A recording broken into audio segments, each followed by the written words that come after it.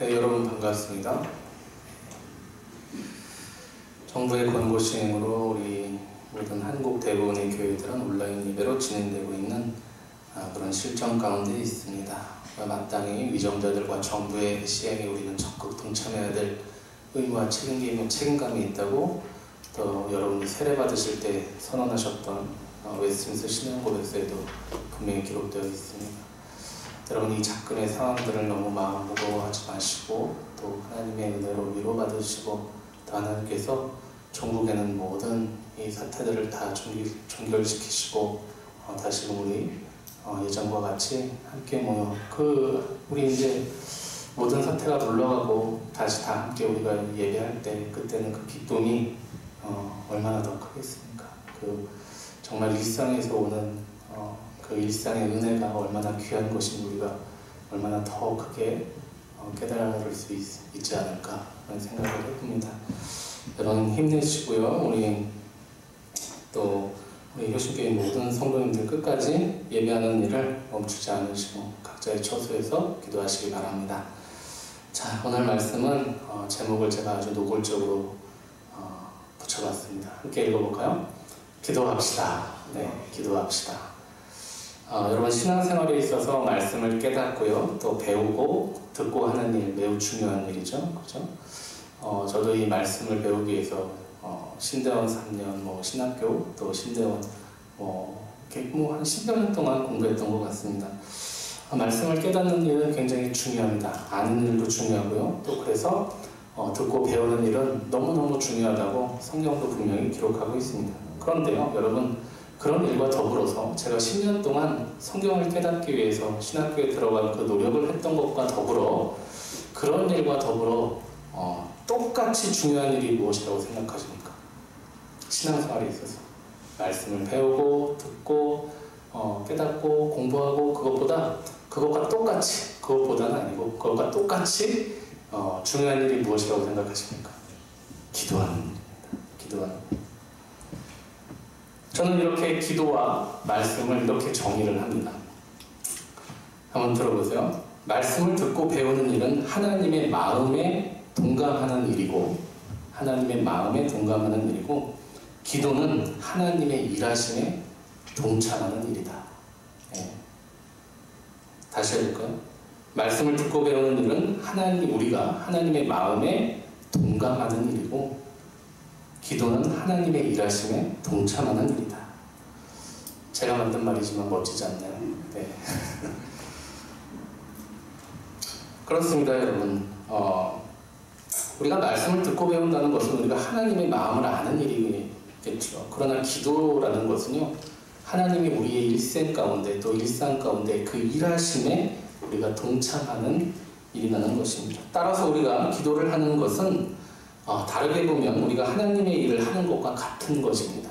그렇죠? 우리가 하나님의 일을 하는 것과 같은 것입니다. 기도가요. 그래서 기도는요, 과거 우리 신앙의 선배들은 여러분도 많이 들어보셨겠지만 기도란 신앙생활에 있어 호흡과 같다, 그렇게 말해왔습니다. 기도는 삶이라는 것이죠. 생명이라는 것이죠. 여러분, 그렇습니다. 기도하지 않으면 살 수가 없는 것입니다. 이것이 중요합니다. 기도하지 않으면 살 수가 없습니다. 기도하지 않는데도 나는 살아있는데요, 목사님? 죽어있는 것입니다. 기도해야 삽니다. 그래서 기도는 생명이고 능력입니다. 기도는 우리를 살아나게 합니다. 숨을 헐떡이는 환자가 산소 호흡기를 달면 그 숨이 연명되어지듯이 우리가 어려운 일에 빠지고 세상에 눌려 가슴이 먹먹해질 때 무엇을 하면요?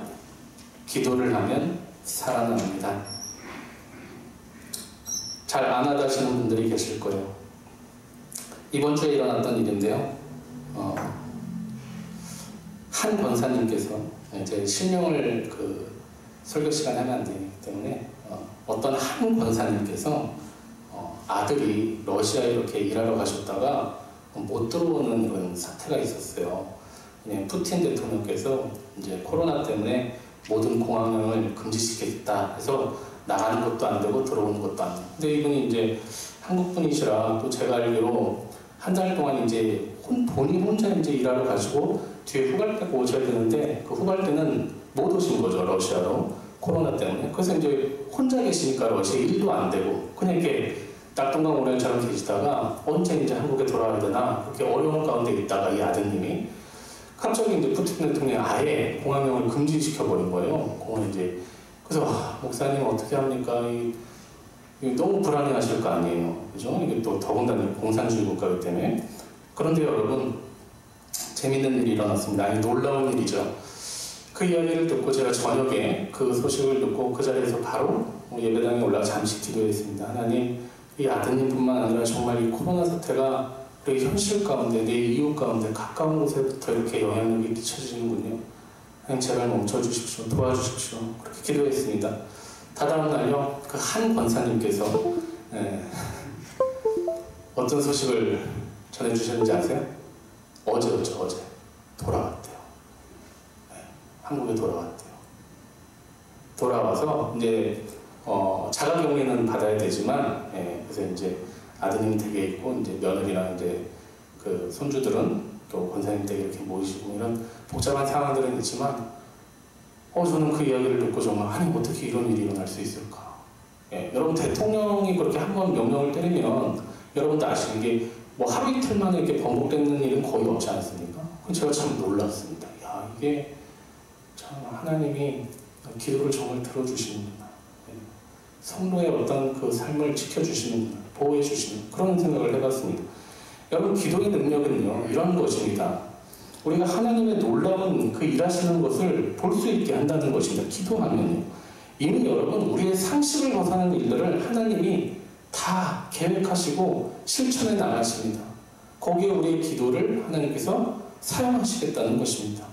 그래서 우리의 진심을 담은 그 기도들을 통해서 하나님이 그 일들을 이루어가시고요. 그래서 기도는요, 이렇게 정리하고 싶습니다. 기도는요, 삶의 원동력입니다. 오늘 제가 골로새서 1장 1절부터 3절까지의 말씀을 본문으로 택해봤습니다. 바울은요, 자신의, 여러분이 골로새서는 바울이 썼는데요. 바울 사도는 자신의 모든 서신서 앞에 항상 편지를 보내는 교회에 대한 안부 인사로 자신의 서신서를 시작합니다. 되게 그렇습니다. 안부 인사로 모든 편지들이 시작돼요. 그런데 놀라운 것이 무엇인 줄 아세요? 바울의 편지가 여러분 다 성경이 됐잖아요. 그죠? 우리가 이제 이렇게 하나님 말씀이 되었는데 그 하나님의 말씀이 된 바울의 편지가 다 뭐로 시작하고 있다고요? 안부 인사요. 안부 인사. 그런데 그 안부 인사를 자세히 들여다보니 그냥 인사가 아니라는 것입니다. 우리 1절과 2절을 한번 다 같이 한번 읽어볼게요. 1절과 2절입니다. 시작. 하나님의 뜻으로 말미암아 그리스도 예수의 사도된 바울과 형제 디모데는 골로새에 있는 성도들 곧 그리스도 안에서 신실한 형제들에게 편지하노니 우리 아버지 하나님으로부터 은혜와 평강이 너희에게 있을지어다. 자, 마지막에 어떻게 끝나고 있습니까? 은혜와 평강이 너희에게 있을지어다. 자, 이 문구 여러분 좀 낯이 익으시죠? 무엇이죠? 축도죠, 축도. 그죠? 축도로 끝나는 거죠. 그냥 평범한 안부 인사가 아니었다라는 거예요. 이 안부 인사가 축도예요. 축도는 무엇입니까? 기도입니다. 바울은 항상 교회를 살피고 시작할 때, 특별히 그가 서신서를 써나갈 때 무엇으로 시작하는 것입니까? 기도하는 것. 축도로 모든 일들을 시작했다는 것입니다. 왜 그랬겠습니까, 그러면? 왜 바울이 이렇게 기도로 이 골로새 교인들에게 편지를 하고 있는가? 당시 여러분 골로새 교회는 이 갈라디아 교회하고는 조금 사뭇 다른데요, 상황이.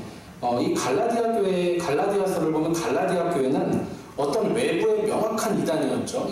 그 율법주의라는 이 이단으로부터 직접적인 공격을 당하는 그런 교회가 갈라디아 교회였습니다. 그러나 오늘 우리 함께 보고 계시는 이 골로새서, 이 골로새 교회는요, 그런 교회는 아니었어요.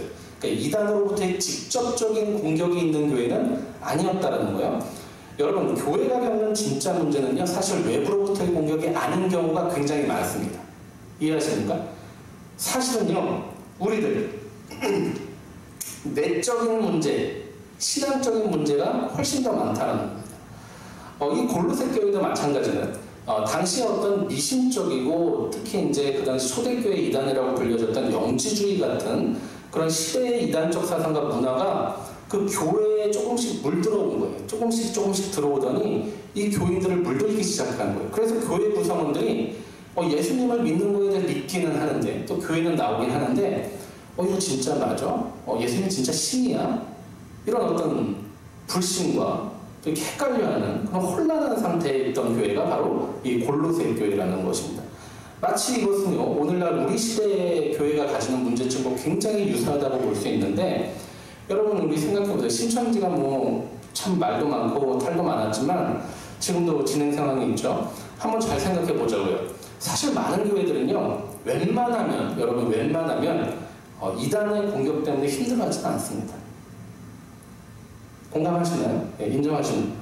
물론 그런 그 이단들의 직접적인 공격들로 인해서 어려움을 겪는 교회들이 있죠. 또 그런 성도님들도 분명히 계시고 또 우리 교회에서도 그런 피해자들이 있을 수 있겠죠. 그렇지만 사실요, 여러분 생각해보면 거의 대부분의 교회들은 어떤 이단의 그런 특정 이단의 직접적인 공격, 뭐 나와서 뭐 데모를 한다든지 교회 앞에서 예배를 못 드리게 그 이단들이 뭐 시위를 한다든지 뭐 목사님 뭐 이렇게 상해를 가한다든지 이런 직접적인 공격 때문에 어려움을 겪는 교회는요, 사실 그렇게 많지 않다는 거예요. 그렇죠? 있기는 하지만. 그리고 지금 뭐 정부의 권고와 또 사람들의 시선, 뭐 방역 문제 때문에 우리가 이렇게 함께 모여서 예배할 수 없는 문제, 그렇죠? 이걸 우리가 지금 겪어나가고 있지만, 여러분 이것도 제가 이거 당연히 안타까운 일이지만, 이런 일이 여러분 사실 뭐 자주 일어나는 일입니까? 그렇지 않다는 거죠, 그죠? 처음 아닙니까? 무엇입니까? 무엇을 말씀드리고 싶은 것이냐면, 교회가 겪는 어려움이라는 것은요, 사실 거의 대부분 외부로부터 오는 공격이 문제가 아닌 경우가 많다는 것입니다. 오히려 무엇이 문제가 될까요? 우리 안의 믿음이 문제가 되는 경우가 훨씬 더 많다는 거예요. 그럼 우리 안에 믿음이 문제가 된다는 것은 어떤 의미입니까? 골로새 교회처럼 그 외부로부터의 영향이 조금씩 스며들어 이 교회의 성도가, 하늘의 성도가 아니라 이제 땅의 생각을 가지게 되고 조금씩 세상의 문화를 자기 마음 가운데 품게 되고, 그래서 몸은 교회에 있지만 주일날 몸은 교회에 있지만 머리와 마음은 세상 문화를 추구하고, 저는요 지금 이 사태가 우리가 지금 온라인 예배를 드리고 있지만 이제 이것을 하나님이 거꾸로 시험하시는 것 같아요. 거꾸로요. 이전에는 목사님들이 이런 설교 많이 했습니다. 저도 많이 했어요. 여러분 이 자리에 계시지만 머리는 지금 다른 데 가 계시고 몸은 여기 있지만 마음과 머리는 딴 데 가 계시지 않습니까? 제가 그런 어떤 질책적인 그런 설교를 많이 했거든요. 그런데 여러분 이제는 하나님이 거꾸로 시험하시는 것 같아요. 어떻게요? 지금 가정 가운데 있지만, 몸은 가정에 있지만 마음과 머리는 어디 있느냐? 지금 교회에 있느냐? 너희가 그걸 시험하시는 것 같아요. 그래서 무엇입니까 여러분? 진짜 문제는요, 성도에게 있어, 신앙에 있어 진짜 문제라는 것은 교회가 교회되지 못할 때, 성도가 성도되지 못할 때, 성도가 세상을 자꾸 받아들이고 세상 문화를 추구하고, 그래서 믿음이 있는 것 같으나 실상은 믿음이 아닌, 이런 것이 사실 교회를 무너뜨리는 외부적 공격보다요, 이런 것이 더 큰 문제라는 것입니다. 우리 내부적인 문제. 여러분 다시 한번 말씀드리지만 교회가 겪는 진짜 문제는 외부로부터의 공격이 아닙니다. 우리들 내적인 신앙의 실력에 관한 문제인 경우가 대부분이라는 것입니다. 골로새 교회가 바로 이런 류의 문제를 가지고 있던 교회였습니다. 외부의 공격이 아니라 교인들 한 사람 한 사람이 조금씩 세상에 물들어가는, 거기에 대한 경계로서 또 경고로서 너희는 이런 것들을 조심해야 된다, 그런 의미에서 바울이 골로새에 쓴 편지가 이 골로새서인 것입니다. 그렇습니다. 바울은요 성도들의 믿음에 관해 이야기를 하고 있습니다. 믿음을 굳건히 하고 바른 믿음을 가지라는 차원에서 골로새 교인들에게 이런저런 일들을 조심하라고 말하고 있습니다. 바울이요, 너네 이러면 안 된다, 이런 것들을 받아들이면 안 된다, 조심해. 자, 그러면요 지금 바울이 이렇게 교인들에게 조심해라 라고 말을 하고 있는데, 이것부터 한번 생각해 볼게요.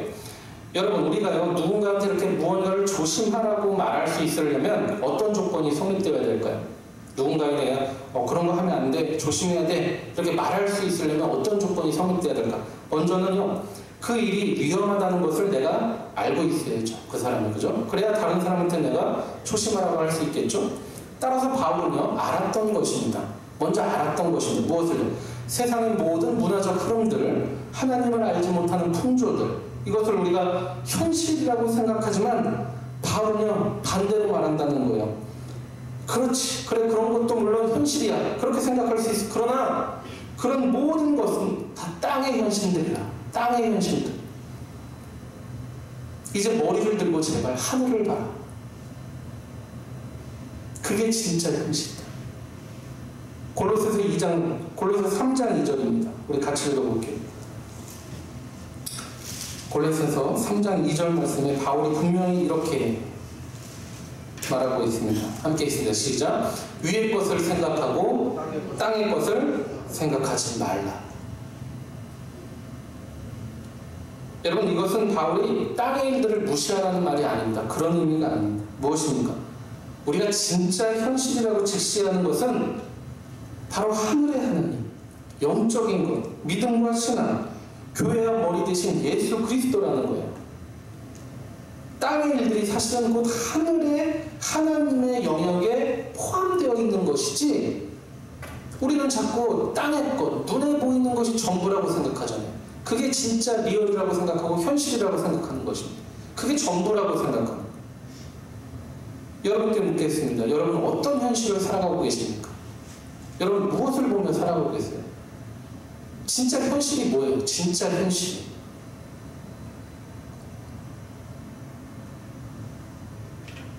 성경을요 우리가 어떻게 바라보는지는 굉장히 중요합니다. 이 성경을 그저 내 마음에 위안을 주고 내 정신 건강을 위해 있는 심신아, 어떤 심적인 안정제 정도로 이렇게 사용하고 계시는 분들이 너무도 많다는 거예요. 그저 종교는 내 마음을 위로하기 위한 어떤 도구라는 거죠. 여러분 정말 맞습니까? 그 말이? 아니면 여기 적힌 모든 놀라운 일을 진짜 현실로 믿고 이 하나님의 약속을 믿고 그 이루어진 일들과 또 이루어질 일에 대해서 날마다 상고하고 소망하고 묵상하며 살아가십니까? 당연히 우리는 후자의 현실을 택해야만 한다는 것입니다. 그래서 바울의 시선은 언제나 어디에 있는 땅이 아니라 하늘에 있는 것입니다. 하늘의 것을 보는 거예요. 하늘의 하나님께 말하는 것이고요. 하늘의 하나님께 내 현실을 맡기는 겁니다. 현실을 맡기는 겁니다. 그것이 뭘까요? 그게 기도예요. 내 현실의 일을 하늘의 하나님께 맡기는 일. 그게 기도라고요. 그래서 기도는요, 여러분, 기도는 바램이 아닙니다. 이루어질 거에 대한 바램, 그것도 물론 맞습니다. 그걸 포함합니다. 그러나 그게 전부가 아닙니다. 기도는 현실입니다. 이것이 바울의 논리입니다. 어떤 이들은요, 기도는 현실을 이기기 위한 어떤 영적인 도구, 종교적인 도구라고 생각합니다. 또 어떤 이들은 기도는 현실과 동떨어진 그 종교적 테두리 안에서만 행해지는 종교적 행위라고 말합니다. 또 그렇게 많은 사람들이 이해하고 있습니다. 그러나 오늘 바울은요, 진짜 그 현실과 기도를요, 한데 묶어서 이해하고 있습니다. 그렇게 성경이 기록하고 있습니다. 여러분, 바울만 그런 게 아닙니다. 초대교회의 신실한 성도들은요, 모두 그랬습니다. 우리 이번에는요, 골로새서 4장으로 한번 가볼게요. 골로새 4장 12절에 이런 말씀이 있어요. 같이 읽어봅니다.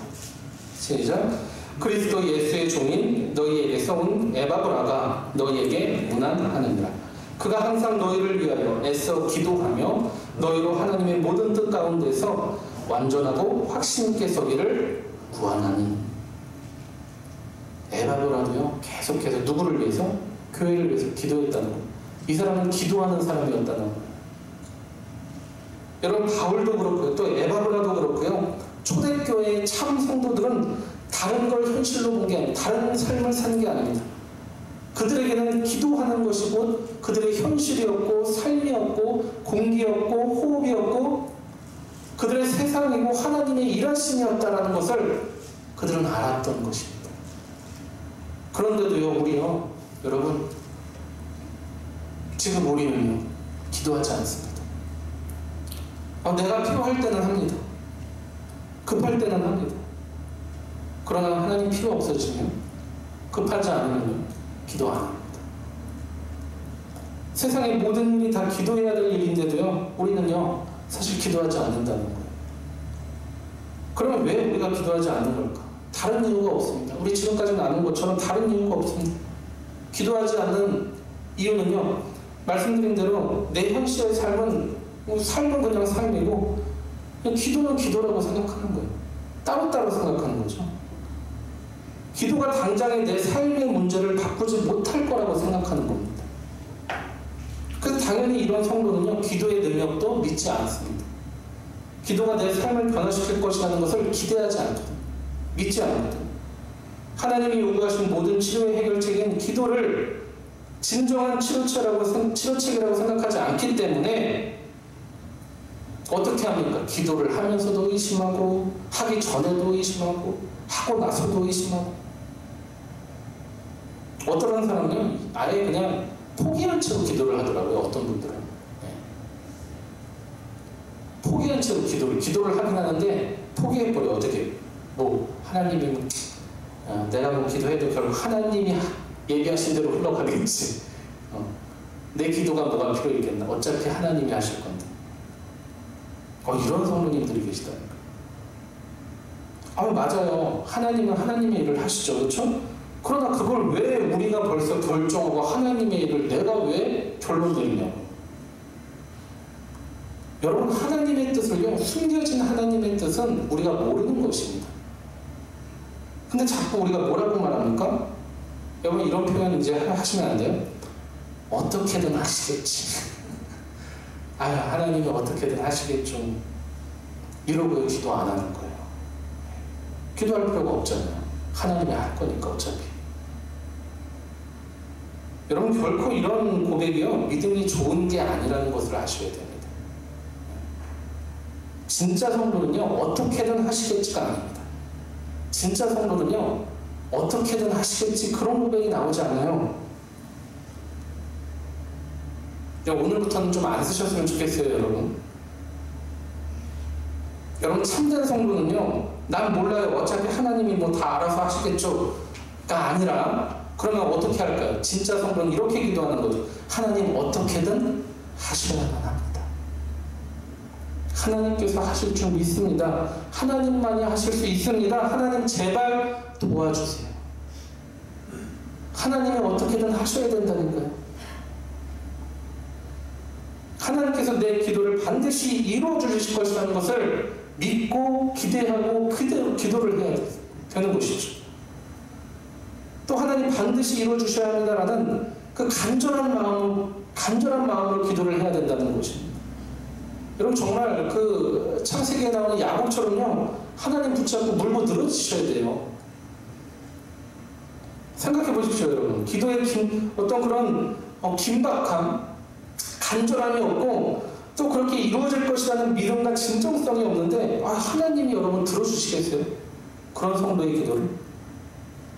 우리가 이 땅에서도 나한테 돈 빌리러 온 사람이 돈을 빌리러 나한테 왔는데 뭐 간절한 것도 없고 급한 것도 없어 보이고 더군다나 내가 자기한테 돈을 줄 수 있을지 없을지 의심하는 그런 말 들어다가 뭐 주실 수 있거든 좀 줘보시든가 그렇게 돈 빌리러 온 사람이 있어요 여러분? 간절함도 없고 진정성도 없는 그 사람한테 돈 빌려줄 마음이 생깁니까? 여러분 마가복음 9장에 보면요 그 아들이 귀신 들려가지고 예수님을 찾아온 어떤 아버지 이야기가 나옵니다.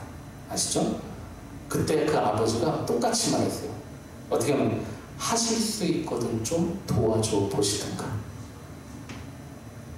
예수님 그때 뭐라고 하십니까? 9장 23절 말씀입니다. 마가복음 같이 읽어볼게요. 시작. 할 수 있거든이 무슨 말이냐? 믿는 자에게는 능히 하지 못할 일이 없느니라. 그리고 그 이야기가 끝날 때 예수님이 이런 가르침을 또 제자들에게 따로 추가로 말씀하십니다. 27절인데요. 같이 읽습니다. 시작. 29절. 네, 이르시되 기도 외에 다른 곳으로는 이런 종류가 나갈 수 없느니라. 여러분 기도 외에는 우리의 문제를 해결할 수 있는 다른 무엇이 없다고 말씀하시는 겁니다. 내 삶을 변화시킬 다른 무엇이 없다는 거예요. 기도가 내 삶과 연결된다는 것을 여러분 믿으셔야 하는 것입니다. 머리로 믿으시라는 것이 아니라 본능적으로 여러분의 세포 하나하나가 정말 그러하다, 기도하면 이루어진다, 그렇게 믿고 계셔야 된다는 거예요. 그래야 그게 현실이죠. 직시하는 거잖아요. 기도하면 해결돼. 이게 해결되고 나야 그때서야 비로소 우리는 기도에 대한 절실함이 생길 수 있다는 거예요. 여러분 우리가 기도하지 않는 이유가 기도의 능력을 믿지 못해서도 있지만 둘째로는요 절실함이 없습니다. 급하지가 않아요. 언젠간 해주시겠지. 응답이 없는 걸 보니 이게 하나님 뜻인가 보다. 뭐 하나님이 하나님 때 알아서 해주시겠지. 난 뭐 그냥 기다리지. 물론 기다려야 될 때도 있습니다 여러분. 그죠? 그런다고 기도를 멈추면 어떡해요? 왜 내가 벌써부터 그 하나님의 때를 내가 왜 결정합니까? 이러면 진짜 하나님이 오늘 들어주시려고 하시다가도 안 들어주실 것 같지 않으세요? 기도를 안 하는데. 저는 그 미국의 리디머 장로교회라는 교회를 담임 목회 하시다가 이제 은퇴를 하셨지만 팀 켈러라는 목사님을 굉장히 존경하거든요. 그분은 책 거의 다 읽고, 이 팀 켈러 목사님이 그분이 자기 책에서 실제 자기 기도 생활에 대한 예화를 이제 들면서 이런 이야기를, 본인의 실화거든요. 제가 한번 잠깐 읽어드릴게요. 나는 인생 후반부에 들어서야 기도가 무엇인지 제대로 알았다. 기도 말고는 달리 도리가 없었다.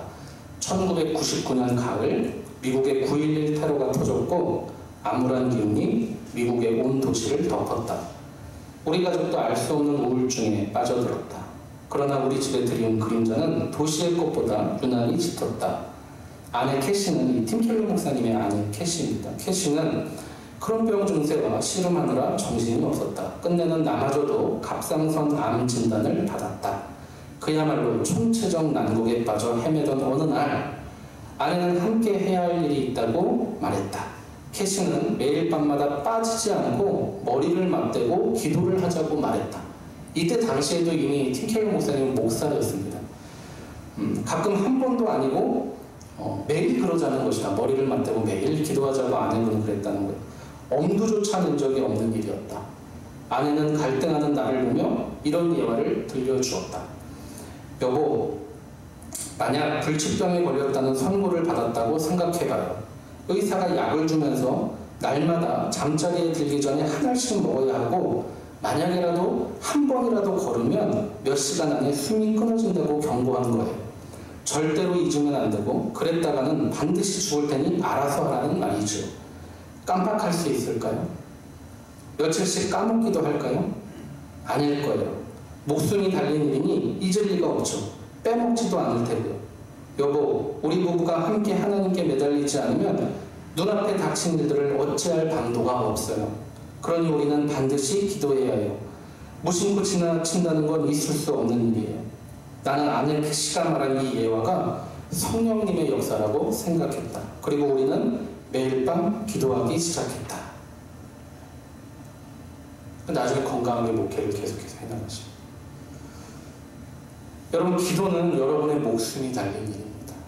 그런데 기도를 안 해요. 병이 나도 낫기를 거부하는 것과 같은 것입니다. 사태의 심각성을 모르는 것입니다. 제가 종종 말씀드리지만 종교개혁자 루터는요, 그래서 규칙적인 훈련으로 기도를 몸에 배게 하라고 그렇게 조언을 했습니다. 기도는 훈련이래요. 몸에 배야 된대요. 루터의 일화 중 하나입니다. 여러분, 루터한테는 점담 이발사가 한 명 있었는데요. 피터 베스켄도프라는 이발사입니다. 그냥 이 평범한 성도였어요. 이 사람은 그 이발사로서 신앙을 갖고 있긴 했지만 조금 다혈질의 성격의 사람이었다고 합니다. 어느 날 이 베스켄도프가요, 식구들하고 밥을 먹다가 술에 취한 상태에서 작은 다툼으로 인해서 자기 사위를 칼로 찔러 죽이게 됩니다. 그래서 이때 루터가 자기 이발사를 위해서 중재를 해가지고는 가까스로 사형은 면하고 이 사람은 귀양사를 이제 유배를 떠나게 돼요.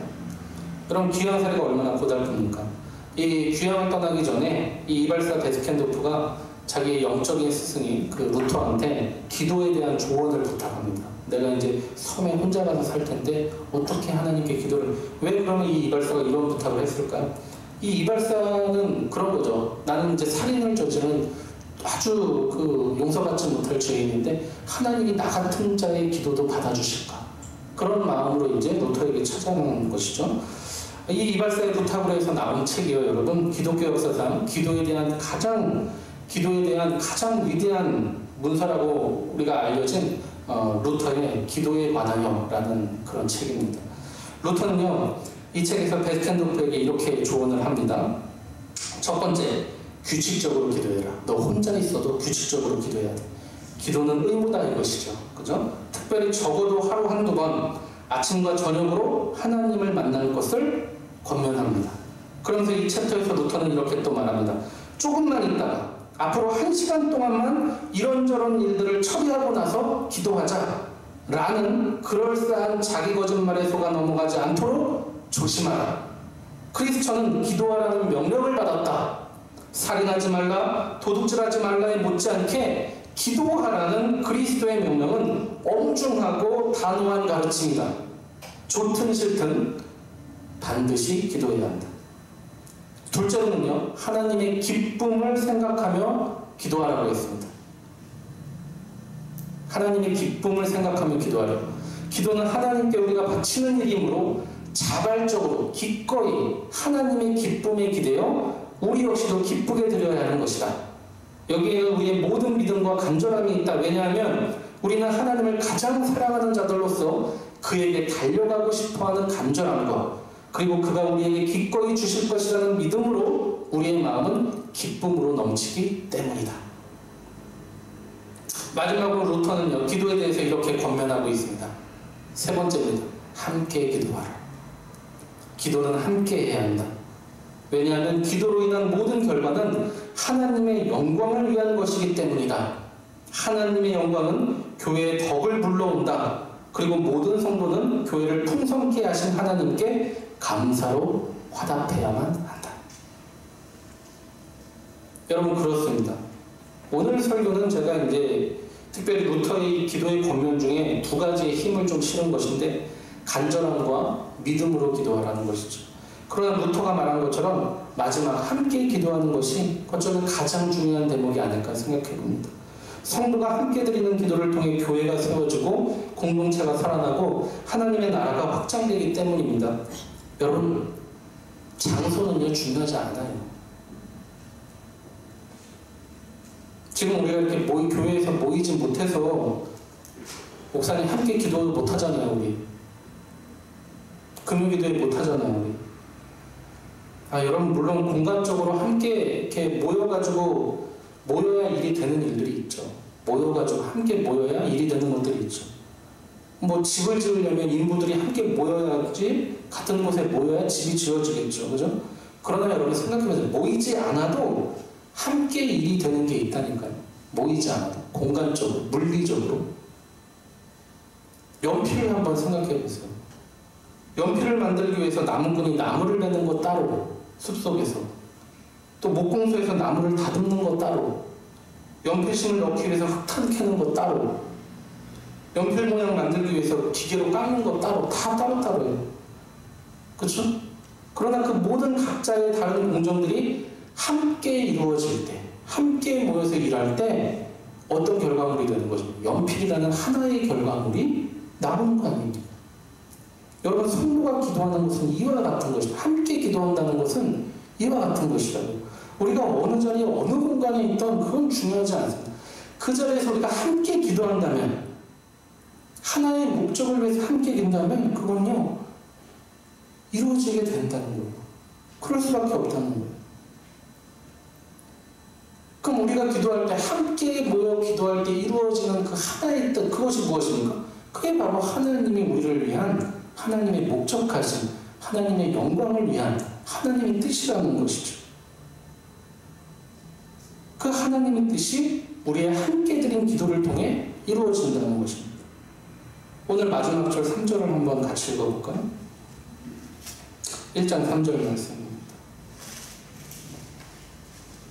시작. 우리가 너희를 위하여 기도할 때마다 하나님 곧 우리 주 예수 그리스도의 아버지께 감사하노라. 주어가 뭡니까? 내가입니까? 아니에요.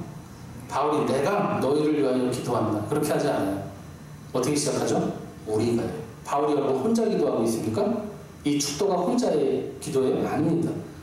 우리가. 여기 나오는 이 우리는요, 1절에 나오는 디모데인 것이죠. 바울은요, 나만 지금 너희를 위해 기도하는 게 아니라 내가 디모데와 함께 기도하는 겁니다. 함께하는 기도가 교회에 무엇을 불러옵니까? 2절에 기록된 하나님의 은혜와 평강을 불러온다는 것입니다. 여러분, 말씀을 정리합니다. 오늘은 다른 권면이 필요 없는 것 같습니다. 기도하시기 바랍니다. 기억하십시오. 기도만이 우리의 삶을 변화시킵니다. 기도는 현실이고 현실을 이겨낼 유일한 능력입니다. 이것을 믿으셔야 진짜 기도가 시작되는 것입니다. 또 간절함을 가지고 기도하시기 바랍니다. 하나님은 우리의 당신을 향한 간절함을 통해서 우리의 그분을 향한 사랑을 확인하시기 때문입니다. 마지막, 뭐 어떻게 기도해야 되죠? 함께요. 우리 지금 서로 다 각 가정에서 몸은 따로따로 일쯤은 아닙니다. 교회가 우리 소통만 있잖아요. 기도해 주세요. 올리십시오. 그러면 함께 기도하는 것입니다. 함께 기도하는 것입니다. 이 모든 것들을 우리 하나님 앞에서 온전히 이루어서 하나님의 우리를 향한 뜻을 이 땅 가운데 현실로 이루시는 저와 여러분들 다 되시기를 이 시간 주님의 이름으로 간절히 축원합니다. 기도하겠습니다. 하나님 감사합니다. 그렇습니다. 우리가 삶의 원동력, 우리가 살 수 있는 것, 우리가 숨을 쉬는 것, 기도입니다.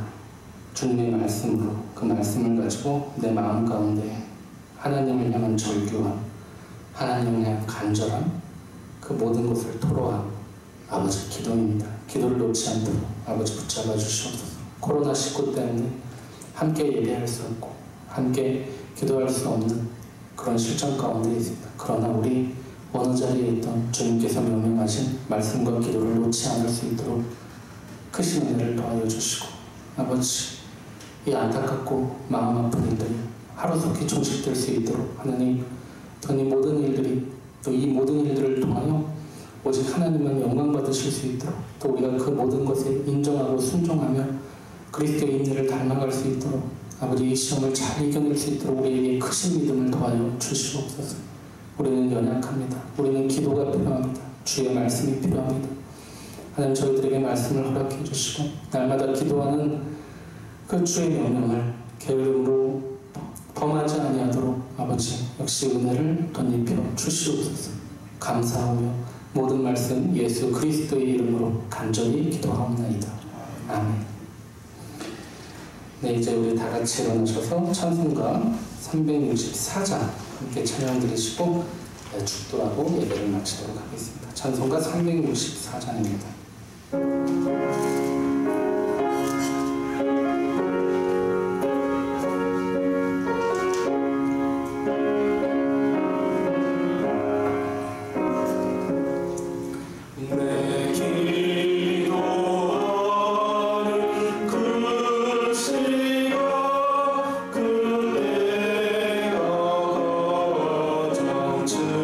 즐겁다 이 세상 그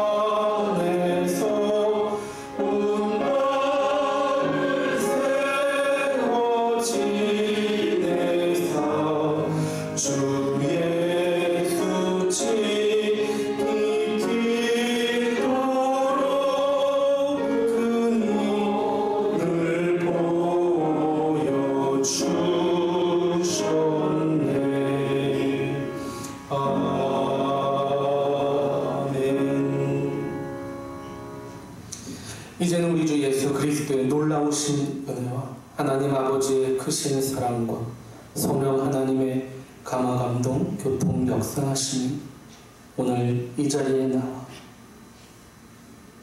기도한 우리 주께서 친히 기도로 큰 본을 우리에게 먼저 보여주신 것과 같이 또 우리에게 기도하라 명령하신 그 명령하신 대로 우리 역시도 이 땅 가운데 살아가면서 우리의 모든 만나는 문제들 앞에서 아니 문제가 없다 할지라도 매 순간순간마다 오직 기도하기로 결심하며 결단하는 이 자리에 모임 그리고 각처서 예배드리는 모든 효심의 성도들 머리머리 위에 이제부터 영원까지 함께 있을지어다. 아멘.